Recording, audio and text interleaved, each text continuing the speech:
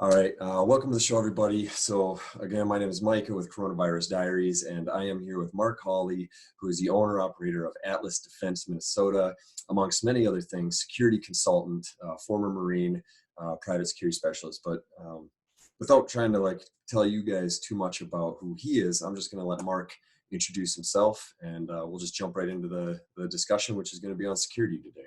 Yeah, Marc, go ahead.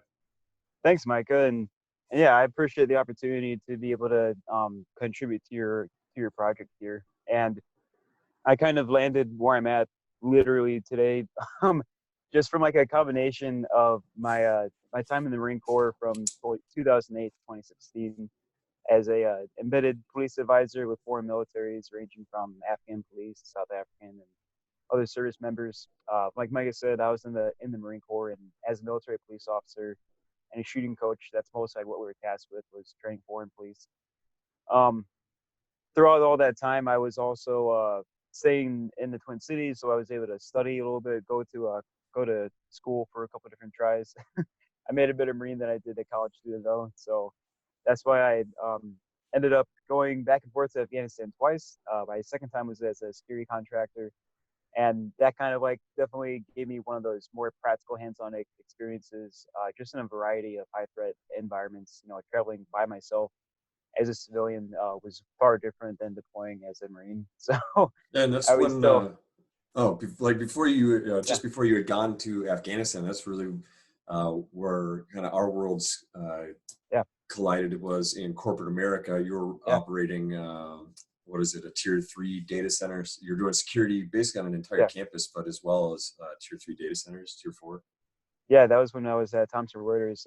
I really enjoyed working global security because I think that gave me like more like global situation awareness on like geopolitics going on in South and North America. But also as we were communicating with the Europe and Asia team and the Africa and Pacific team, uh, it kind of just gave me a better like way to zoom out and look at things from like a global perspective that I think the Marines definitely helped me with. But like that role in corporate America, yeah, that definitely kind of Yeah, gave me a perspective that got me ready even for my deployment for my second one. And that's like, yeah, when we kind of, I think we left Thomson Reuters almost around the same time. yeah, it was Might pretty have been within close. like a few months of each other, but yeah, So let's yeah, fast forward. You got through these high threat environment deployments where you're operating in a truly high threat environment, and now you mhm. find yourself back in the States. Just before we started the recording, you had made the comment about how you're pivoting from what Yeah, you were doing just a month ago to what you're doing now. And obviously for the viewers, they can see that he's in a vehicle. Um, mhm. yeah, I mean, how about you Yeah. explain your pivot just a little bit? Yeah. So after my last deployment, I decided to start my own business in violence prevention training. And for the last 4 years, I was able to focus on workplace violence with small businesses and defensive firearms training. So the way we put it was that we were helping people feel safe, armed and unarmed, in and outside the workplace. Uh, the nature of that, however, was to bring large groups of people together for our scenario style training. So when coronavirus hit, I lost all my clients in the course of about a week or so because nobody Well, all of a sudden wanted to get together. So right, um, right. I think that the reason that I've even been able to keep my business open as long as I have was because a lot of my experience in the Marine Corps and in corporate America too, of just improvising, adapting, and uh, knowing that there is a higher mission, between my wife and I, between me and my family, that we're trying to accomplish. So when this stuff hit, I knew that I had to pivot because my wife's small business had to shut down too, and I was a little bit resistant to staying in security because I just saw that as like stuff that I used to do. But the Right. fact is, it's what I'm good at. I'm glad it's a skill set that I can fall back on. So nowadays, I was able to pivot my business towards online training, along with some security consultation, which basically lands me in executive protection jobs or property protection jobs. So that's pretty much where we're at right now. I know that it's just a matter of keeping your multiple streams of making money as diverse as possible, so you're not having all this eggs in one basket.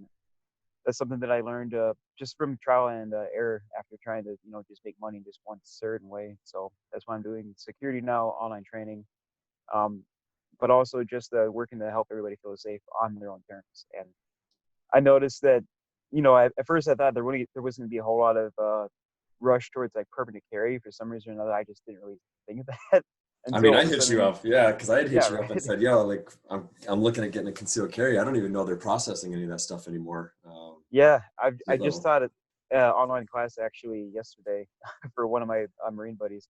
nice, And nowadays, I basically have to teach the class via video chat. They video chat me when they're on the range, because the ranges are still open. They just have really strict guidelines about how many people are allowed on the shooting lanes now.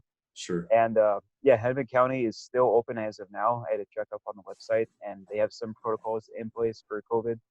But as of now, they're still taking applications in keeping up with observing everybody's Second Amendment rights. sure, So it's just something that, a lot of people are nervous about. People have come to me asking, what should we think of the combination of like everybody all of a sudden rushing out buying guns, because uh, I do have a couple of friends in the gun business right now that have pointed out that they've run more background checks in the last week than post Sandy Hook.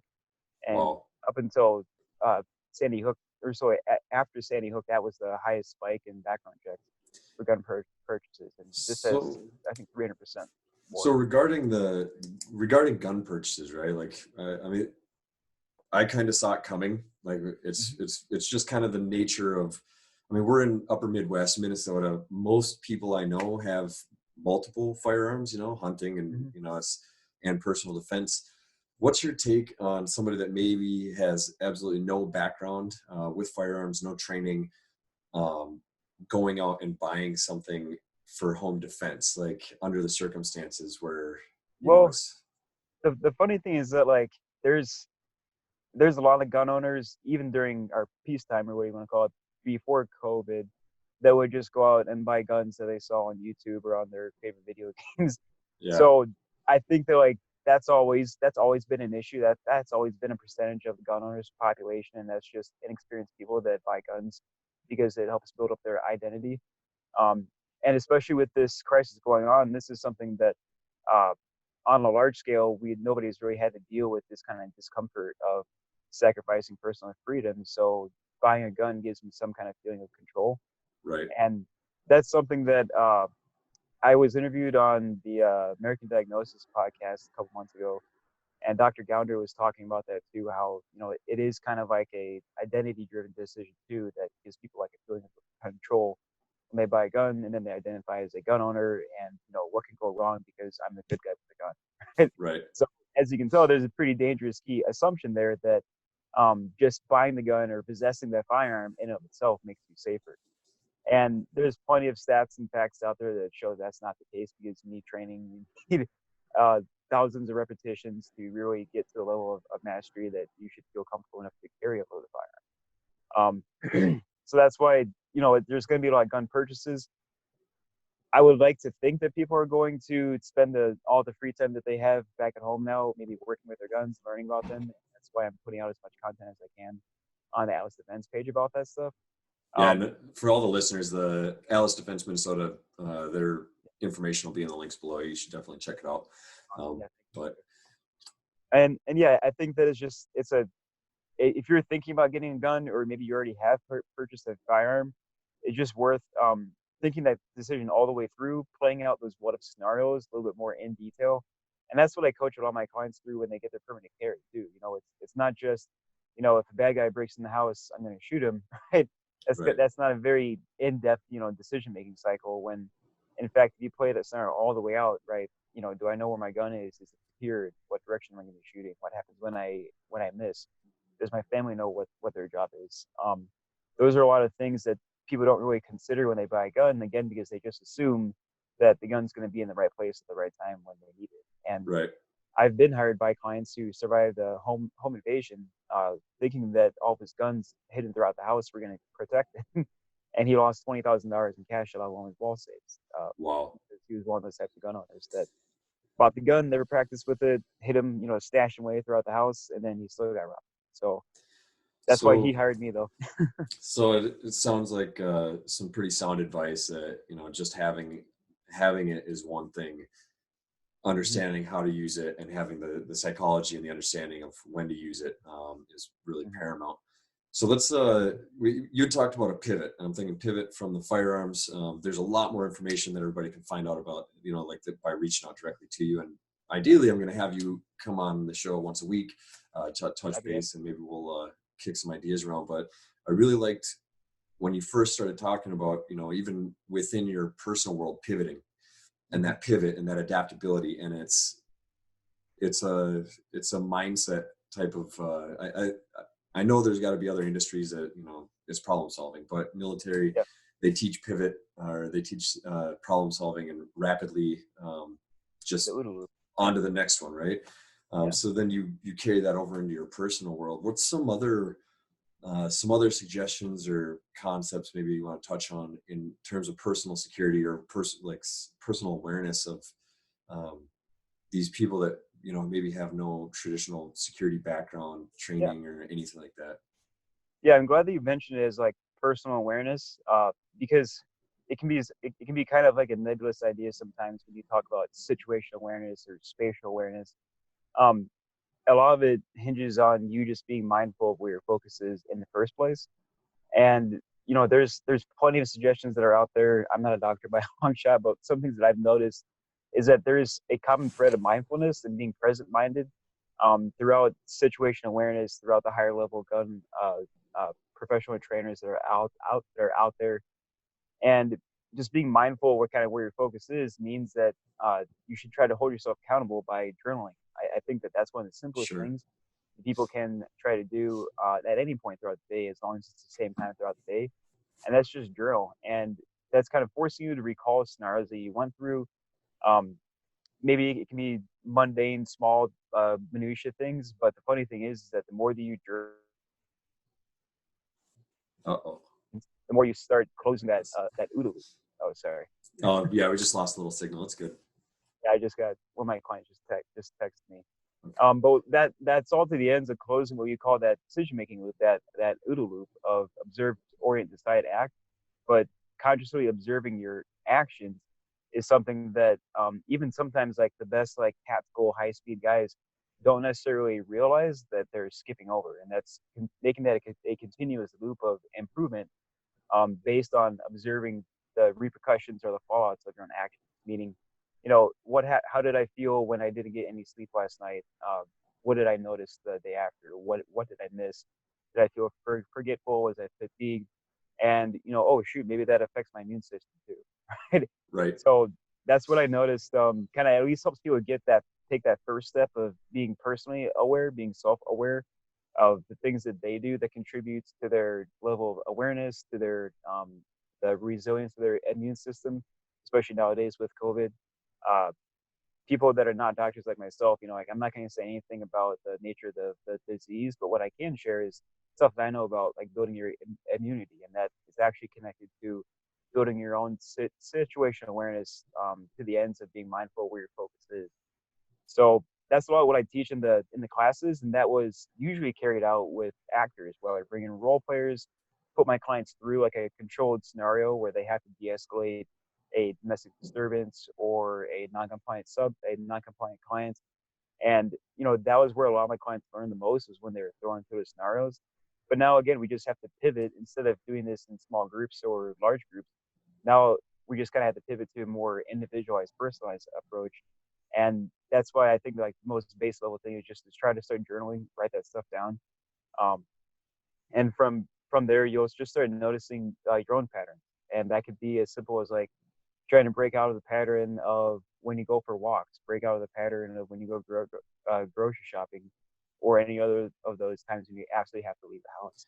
Right. So that's uh that's just the tip of the iceberg, I guess I would say, Yeah. in the And amount of that's time that we have here. But yeah, uh, does that make sense as far as like being mindful where your focus is? Because 100%. that's something that I think like veterans in general, like it's hard for us to explain why we're so calm throughout all of this. And I think it's really to the ends of me remembering that panic is contagious. And I don't know, I'm sure you've been in scenarios too where if you're with a team, be it your coworkers or your fellow service members, if you panic, they would have panicked too. Or maybe you've been around somebody that was panicking and you had to sequester them and get them away from the rest of the squad. so their panic wouldn't spill over to the rest of the people. And that really at its core, again, it's just mindfulness, being aware of where your focus is. Um, Being afraid, that's totally fine. Like there's nothing wrong with being scared. That actually a little dose of fear helps you think about Survive. those what if scenarios. Yeah, Stay they alive. helps Yeah. you kind of play that scenario all the way out and think, okay, like what if I take this dark alley shortcut instead of a well-lit route? Right. That's not being paranoid. That's thinking your options all the way through and not just going with the easiest route. Sure. So again, that's just pivoting from our little somewhat complacent, insulated lifestyle that a lot of Americans have had for the last 100 years, to be honest. I mean, the Yeah. Industrial Revolution has made our lives so much easier combined with the technology revolution that we've been having, that all these wars we've been waging are in third world countries on the other side of the world where the majority of the United States citizens don't really ever have to identify with or be directly impacted by. Right. And that's why, the people that are not vets, people that haven't been in high threat areas, they might start panic posting, panic buying, or buying into the panic until they come across a veteran friend and they just ask them like, "Oh, like, why are you so calm?" And I've had some friends that have been nervous about the idea of sacrificing some of their freedoms during a quarantine, and they're like, "Oh, like that would mean that we're under martial law, right?" I'm like, "No, actually, if you look at the statutes, like some very serious things have to happen before we get to that point." Right. Um, and that's all of that is the root cause is due to a lack of ability to self-govern. And if you want to self-govern, that means being aware that there is a higher mission that requires a little bit of personal sacrifice for all of us to accomplish. And Right. soldiers, Marines, sailors, all of us, we're used to making a couple of those personal sacrifices. My last contract, it was built into it that I would have 70 square foot of living space for 13 months. And I'm like, okay, like that's the bare minimum, right? That means I might get a little bit more. Nope. I measured my living quarters when I got there, and it was exactly 70 square feet. Nice. So that was sacrificing some personal freedom, some personal comfort to accomplish an overall mission that, at the time, was related to the conflict in Afghanistan. But personally, it was related to being able to afford to start my own business and buy my wife ring. So Right. sometimes that overall mission is more intimate, is more personal, but at the same time, when we're going through a national crisis like this, like, yes, look to the veterans, ask them why they're so calm, and they'll point out to you that it's because they're aware that there's a higher mission, that if we don't all work together sooner, that death toll is going to be much, much higher. Yeah. So that's great advice, and I appreciate your insights. We did, before we started recording, we'd also been talking about this other initiative that you work with, Bunker Labs. Was there anything? There was some. I think you guys had just recently done like your first all remote call-in Oh or yeah, something. Or wait, so yeah, what's this Bunker Labs all about? And yeah. and then I can let you go. I know you're Oh busy. yeah, sure. So one of my I volunteer on the site too, and I've been volunteering with Bunker Labs for about a year or so now. And just in the last like 9 months, I've taken on a more official role as one of the 3 city leaders at Bunker Labs in Minneapolis. And Bunker Labs is basically a small business accelerator that's specifically designed to help veterans and military spouses accelerate their businesses. Um, and they do that with a couple different types of programs that they have out there. The more like public facing one you might have heard of is called Bunker Brews, and that's when they usually like have a monthly happy hour at a local veteran owned bar or distillery, and we bring in like a guest speaker on some really specific part of business, be it like scaling your business, selling your business. Um, there's so many like marketing, a bunch of the topics we brought people to talk on. So Bunker Brews was like our social thing, and that's why again we had to pivot because last week we had a veterans in hemp panel planned, and it was going to be at the James Valentine's DFW. We had like 60 people that RSVP'd, had the food ordered, all that kind of stuff, and then we got guidance from the top down that all our in-person events were canceled. So we had to pivot. We had to pivot that to a Zoom conference call, and it went pretty well. We had about I think like 10 or 15 people that were able to call in, Nice. and it was basically just like a panel on veterans and people that are in the hemp industry in Minnesota, and kind of what direction that industry is going and how veterans can become a part of that. So, yeah, it's if you're a veteran or a military spouse, or even honestly, if you have a small business that you just want to accelerate a little bit. The Market Labs resources are open to almost anybody. Um, the residency program is the only thing that's specific to veterans, and that's what I'm leading right now. That recently also had to go all online, but we were sponsored, and we still are technically sponsored by the WeWork co-working spaces, Nice. where we would just like use the working space for 6 months to do our group meetings and whatnot. But but yeah, the other thing that's probably really useful is called Launch Lab Online, and that would be the last thing that I mentioned about Bunker Labs. It's like a online module or an online course that helps people at any stage of business, but especially people that are considering starting a business, to go through a couple like mini classes to decide, should they be an entrepreneur, how to, ascertain key things like product market fit, learning some key terms about entrepreneurism that can help you like have this conversation as you move forward. But Launch Lab Online was built out about 2 years ago, and they've had thousands of people go through that online course. I benefited from it too. And again, if you're going to be holed up back at home for a while, you might as well try some online courses that are free. So try the Launch Lab Online with Parker Labs. Outstanding. Yeah. Well, did you have anything that you wanted to discuss before I let you go here? So anything you wanted to touch base on? Yeah, the last thing was the Citizen app. For anybody that lives Yes. in Twin Cities, yeah, I've got my iPad here. I think that I can pull So it up. this is definitely going to be in the links below, and I think everybody that watches this should definitely get this. And it's essentially, neighborhood watch on a much more technical level and Oh, widespread. So yeah, go ahead and yeah, explain it.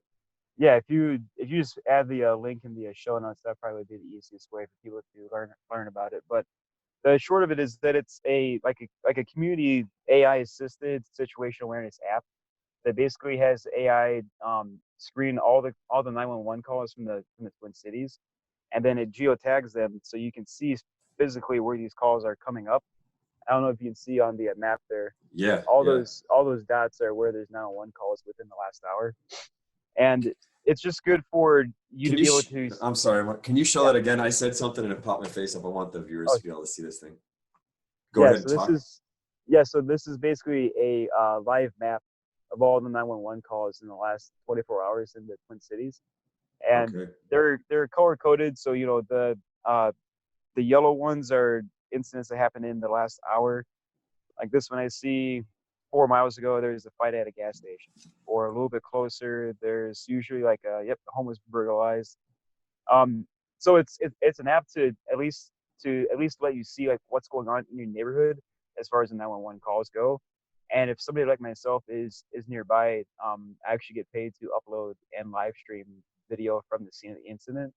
So that's one of my other side gigs is basically not ambulance chasing, but if I'm close by, I'll drive over to the scene of the Sure. incident and I don't live know. stream it. It sounds like a great thing to have in your back pocket, especially for those of us in these bigger cities, and I mean even people in remote areas where maybe law enforcement is a little further away to get to the scene. But with Yeah, so many people crammed into the city, being able to see if suddenly there's hot pockets of things popping up, we have yeah, no it's been idea what's going to interesting to happen. watch. Yeah, Yeah, it's been interesting to watch like the hyper local crime trends as this uncertainty has been unfolding. It's usually crime was happening between like bar close and 5 o'clock in the morning, or your typical time, yeah, right? But now I've seen just a little bit more sustained, just constant steady flow of incidents happening throughout the day, basically. And it's just I wouldn't spend too much time on it, right? Because you could definitely get a little bit too paranoid or hyper vigilant if you look too closely into these crime trends. But it's good to use before you leave the house to check your neighborhood, check the area that you're going to, and see if there was a recent incident there. Um, and again, just be able to see it's just like a more hyper local incident um, video of what's going on the ground rather than waiting for the news to filter it. Because I technically work for a media company. That's kind of what I had to get do my taxes as, because they're pretty much a media company that just live stream stuff that's going on. So it's in a couple major cities from Baltimore, Charlotte, Cincinnati, Cleveland, Detroit, Houston, Los Angeles, New York City, Philadelphia, Phoenix, and San Francisco. nice. So besides the Twin Cities, it's in about a dozen other cities throughout the United States. And yeah, it's a really useful app, especially with everything that's been going on. Outstanding. Yeah. Well, for all the viewers, hopefully you got something out of this. Marc, it's always a Journal. pleasure to have you on the show, and I look forward to having you back. Maybe next time we could do some sort of exercises on, Yeah. ways of thinking or assessing situations and that. And again, all the information that was shared today is going to be in the notes below. Check it out. Marc's contact information will be there as well. Definitely a great resource to have, specific to security, but also as an entrepreneur as well. So, Marc, Yeah. thank you again. Yeah. You Thank you you, stay Micah. safe out there. Keep doing what you're doing. It's appreciated, and I'm glad to know we've got people like you in the community. So, That's thanks. what we do. And locally, like I said, if you look to anybody else for advice, I always just suggest reach out to your local veteran. I mean, they're usually going to be those calmer people that have gone through something pretty serious like this before, and they're going to be the ones that are taking the lead. So, if not myself, just reach out to people that you haven't spoken to in a while and have this conversation. So, Great. thanks, Micah. Yeah, thanks, Marc. And with that, everybody, have a good day, and we'll be back again tomorrow. So, all right, 10%. later. Stay healthy. Bye.